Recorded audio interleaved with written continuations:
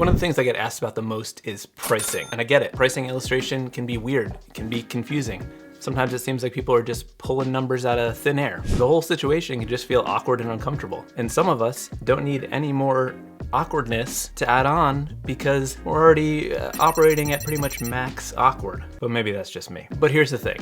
It doesn't have to be that awkward. In this video, I'm gonna try to demystify some of it and help you get to a spot where you feel more comfortable pricing your work, understanding how it all works, and with some actual numbers and data, I think you're gonna get there. All right, let's break it down. After this video, you're gonna feel way more confident in your pricing. Before we even get into how to start calculating your rate, the first thing that I suggest doing when a potential client reaches out about a project is to just simply ask if they have a budget. A lot of people skip this step and just throw a number out there and hope for the best. When you ask for a budget first, this gives you some room to adjust, to negotiate, or maybe just walk away if the budget seems wildly out of line with where it should be. Don't feel weird about asking for a budget either. This is all just part of the process. I always ask for a budget. Sometimes they will say, sure, and they'll tell me the budget. Other times they'll say, we don't really have a budget in mind for this. And that's usually only the case if it's like a smaller project or a smaller company. But generally the bigger projects, they've got budgets in mind.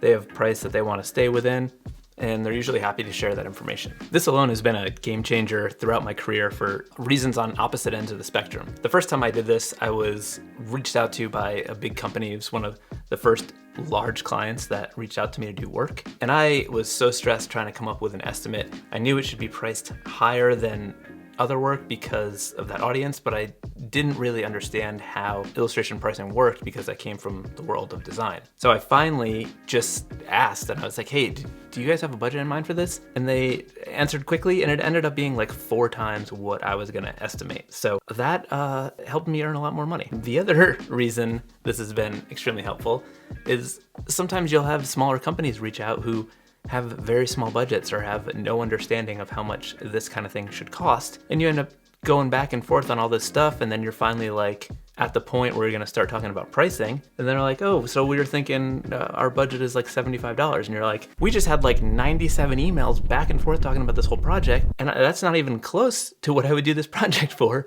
It's not even remotely in the ballpark. And if I asked for that at the beginning, I could have saved a whole bunch of emails. And boy howdy, if I can cut down on the amount of emails that I have to do, that's invaluable for me. I hate emails. I'm not saying don't email, you can email me. I'm just saying there's a lot of stuff. It gets difficult. If you have ADHD, you know. I gotta be copying stuff into other documents. I gotta break it up into lines. Ask for a budget, number one. You may be sitting there staring at my dumb face thinking, hey Chris, how am I even supposed to know if the number that they say is a fair number? Well, after this video, I think you'll have a much better understanding and you'll feel confident knowing loosely where you want to be. When you're first starting out, you can calculate this based on an hourly rate, even though hourly rates are not ideal for illustration and creative work like this, which I'll talk about, but that's a good starting point when you're at the beginning and you have nothing to base anything on. But as you get more experience, you'll naturally get faster and more efficient.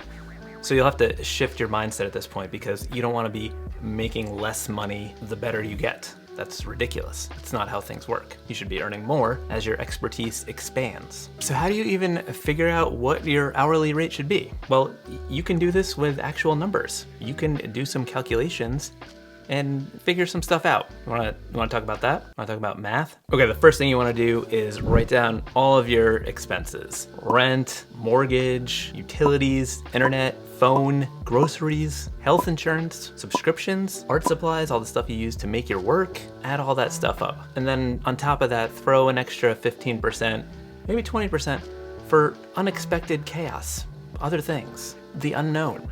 There's always an unknown. Then add in the other stuff that you're into, your interests, your hobbies, anything else you spend money on. I mean, you have got to pay for this stuff. This is part of how you make a living. It's also what inspires your art, right? You can't just do work all the time. You got to have outside things, and you got to pay for that with your work. And then the last thing you want to add on here is a crucial item that you do not want to forget, and that is taxes. I should note, take my advice at your own risk. I am not a financial advisor, but you're gonna be accountable for taxes as a freelancer because it's not like a normal job where taxes are taken out of your paycheck. you just get paid the full amount and then you are responsible for paying taxes on that amount. So you want to add on 25 to 40% to cover this kind of thing. And you may be thinking that's pretty high, and it is, but you're gonna have to pay for that kind of thing. So add that on, do the math to calculate all that stuff to get that big, giant, scary number. And then you wanna divide that by the amount of work days in a year, subtracting holidays, weekends, any other special days, your birthday, you don't want to work on your birthday maybe. That's for you to decide. I think it should be roughly like 230 days.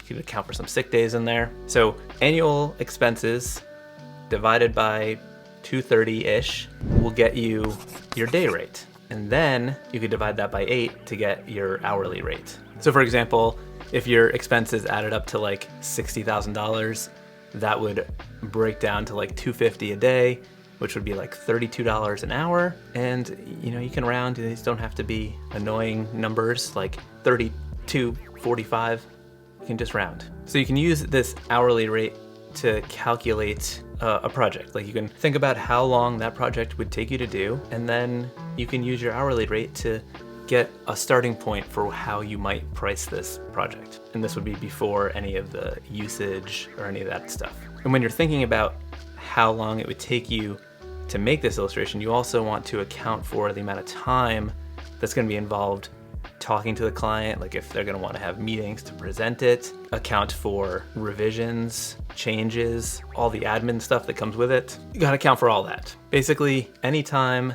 that you're going to put into this project, include that. Now that you have a starting point or a base price for the illustration, this is where you will start calculating for the different use cases for that illustration. This is where most people who are starting out undercharge and don't understand or don't even think about this at all. And this is an area where your price for an illustration could multiply and change dramatically. So let's talk about the different things that can change or should change your price. So like the client size. If it's a big brand, obviously they're gonna pay more money. This is not just because they're big, but it's because they're gonna get more value out of your illustration because it's gonna see a wider audience. It's gonna earn them more money, etc. And then there's like where and how it will be used. Usually they could be categorized, like social media advertising, outdoor advertising, which could be like billboards, signage, other things. Point of purchase, if it's like in a store display. Another category is how long it's gonna be used for. All of this stuff is gonna play a part into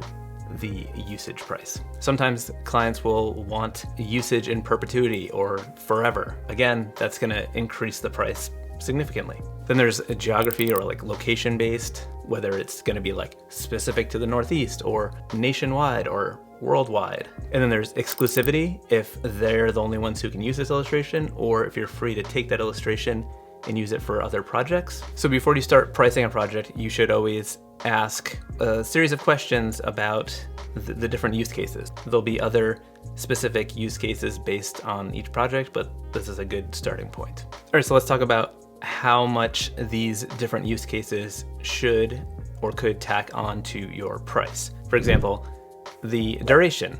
Let's say they want to use it for a year. This could be 25 to 50% of your base rate added on. If it's 2 to 3 years, this could go up to 75 to 100%. And then if they want to use it perpetually, forever pretty much, then you're going to want to add on 150% to 200%. And you may be thinking, that sounds kind of high, I'm a little bit scared about that, but they're getting to use your art forever. So how much value can you put on eternity? So geography-based usage. If it's gonna be a local campaign, this could be an additional 10 to 25%.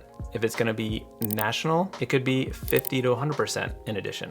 Global, 150 to 200%. As you can see, as the reach expands, the numbers go up. So when they're using your illustration in different formats, those different things are gonna stack up the usage fees. So for example, if it was gonna be social only, this would be an additional 10 to 25%. If it was going to be web plus digital ads, plus 50%.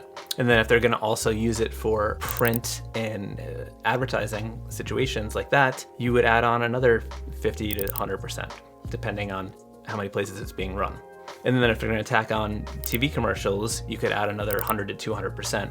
And then generally, if they're doing like billboards and bus wraps, at that point, you could add on another 200%. Generally, if it needs to be fully exclusive with this client, you can add on another 50 to 100%. If they want a full buyout where they own everything, you really want to be charging 200 to 400% for that kind of thing. Because again, you have no rights to the work anymore. It belongs to them. They can do anything they want. They can make a feature-length movie and make $1 billion with your illustration, and you'd have no say in that. So you want to charge a decent amount for that. I know all these numbers can sound confusing and overwhelming, and I'm just imagining if I was listening to it, I would have zoned out already. So let's just do an example project here and how it could be priced with real numbers as opposed to just me tossing out some percentages where you're just like, what? All right, so let's say we have this illustration project and we're starting with a base price of $1,500. They want to use this illustration nationwide, so we're gonna add $750 onto that. And they want to use it for 2 years, so we're gonna add $1,500 onto that because that's 100% of our starting price. And then they're gonna use it in multiple formats, so we're gonna add another $1,000 onto that. And then they want exclusive rights, so we can add another $1,000 onto that. So this brings our total up to $5,750. And as you can imagine, if you just charged that $1,500, you'd be making a lot less money. Basically, the shortest possible way to say this is the total project fee or price is equal to the creation fee plus all the different uses that they want to do. They want to use it. They want to do stuff. Him to do you so much you could do anything? So what about some other things you need to think about? Because there's more than just what we said. What about revisions? It's super important to include this in your pricing. You want to specify how many revisions you are including. For example, your base price could include 2 rounds of revisions, and you would specify that any additional revisions would be billed at an hourly rate, and then you could put an hourly rate there. Or you could just say, add 25% to the base price. Another thing that would add on to the price is if it's a rush job. If it's a tight deadline or you have to work through the weekend, add 50 to 100% for that. One thing that I'll often do if a client has multiple things they want to hire me for, I will put a discount in there. Like if they have 8 things they want to do, I will have like a price for 6 and then, discount the other 2 or something like that. I don't know. I'll usually do some sort of package deal pricing to, make it a little more enticing. Or if it seems like they're trying to figure out how many they want to do, I can show that the more they do, the bigger discount they get. Another rate that's helpful to have is your rate for a project that you really don't want to do. And this would need to be much higher because it's like, what is the price that I would do this project for and not hate it completely? And that way you can toss out that number, and if they say no, you're not mad because you didn't want to do it anyway. And if they say yes, you got a big paycheck coming in. All that said, there are lots of places that you can research rates and numbers to try to get yourself a good starting point. One of the most commonly used ones is the Graphic Artists Guild Handbook. And there's some other ones that I will list below that will be pretty helpful, just kind of getting started with all of this. So some other little bonus tips. If you quote a project and they say yes immediately, you know what that means? It means that you're pricing too low. Also, if your schedule's full and you don't have any time for anything, your prices are too low. I know when you're starting out, you feel like you need to just charge less, but you really don't want to undercharge. It's not just hurting you, it's hurting the whole industry. Stop hurting everyone. We all rise together when we stop racing to the bottom. Also, in my experience, I have found that I've probably lost more projects by quoting too low early on than quoting too high. The reason for that is when you price low and a client is used to hiring illustrators, they question your professionalness. They're like, oh, this person doesn't know what they're doing, and that's scary to them. They don't want to work with someone who doesn't know what they're doing. Like if you needed your car fixed and you were expecting this repair to cost a couple $100, and someone was like, I can fix it for $40, you may be a little worried about driving that car. A few other things that I should mention. Some areas of illustration have like set flat rates. Like for example, this is very common in editorial work because they're hiring so many different illustrators They basically just have set fees for like a full page, a spot, or a cover, and that's the case. Other clients, sometimes in like the publishing industry or gaming or whatever, will just have these like work for hire things. And work for hire basically just means that you don't get any rights to the work, and it's not an ideal situation. Basically, most people would say avoid work for hire at all costs, but I do know that when you're starting out, sometimes these things happen, and you take on these projects because you gotta get paid, and I get it. But just know if a contract that you're signing says work for hire, you don't have any rights to that work. It's basically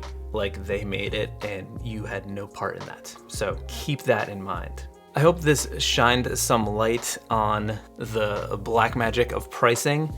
Hope it's a little bit less confusing for you. I will put some resources in the description below, so check those out. While you're here, you should watch this other video because pricing is just one area of working as a freelance illustrator. In this video, I will talk about some of the most important things I've learned over my career being an illustrator that will probably help you out. I think it's been a pretty good talk. I've been wanting to do this video for a while, been kind of dreading it because I hate numbers, but here it is. Hopefully this helps. Thank you. And good, did I say good talk? Did I say good talk? Good talk?